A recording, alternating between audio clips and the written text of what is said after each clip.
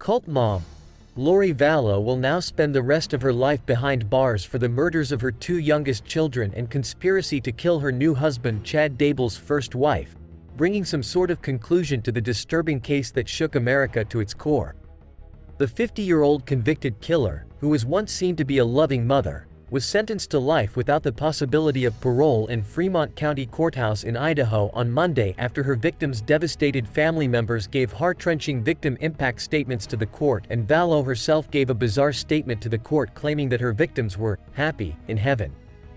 Vallow was found guilty of first-degree murder, conspiracy to commit first-degree murder and grand theft over the deaths of her daughter Tylee Ryan, 16, and son Joshua J.J. Vallow, 7, back in May.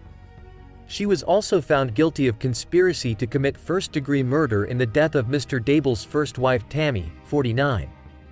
Judge Stephen Boyce handed down 5 sentences of life without the possibility of parole for each of the 5 murder charges. This marks the harshest possible sentence available after the death penalty was taken off the table ahead of trial. JJ and Tylee vanished without a trace back in September 2019, with their mother refusing to reveal their whereabouts to both authorities and the children's desperate family members. 1 month later, Tammy, an otherwise healthy 49-year-old, also died suddenly.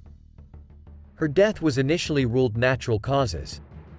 This bizarre spate of disappearances and death came just months after Vallow's 4th husband Charles Vallow was shot dead by Vallow's brother Alex Cox in Arizona in July 2019. With Vallow's children and both of their spouses then out of the way, she and Mr. Daybell embarked on a new life together, flying to Hawaii to get married in a fairy tale wedding on the beach. But, with months passing since the last signs of life of Vallow's children, concerns continued to grow, prompting authorities to exhume Tammy's body. A subsequent autopsy revealed that she had died by asphyxiation. In June 2020, 9 months after they were last seen alive, Tylee and JJ's remains were found buried on the grounds of Mr. Daybell's property in Rexburg, Idaho. JJ, who had autism, had been smothered with a plastic bag taped over his face, his little body still dressed in a pair of red pajamas. Tylee's cause of death meanwhile has been impossible to establish as the teenager's dismembered, charred bones and body parts were found scattered in the ground on Mr. Daybell's pet cemetery.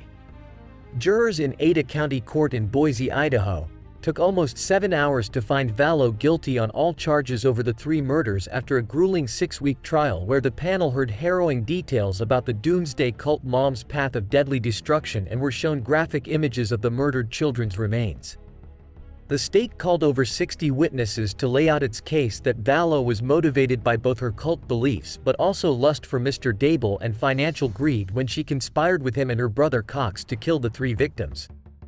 In a bombshell move, Vallow's attorneys declined to present any defense case or call any witnesses, and the cult mom chose not to take the stand to give her side of the story.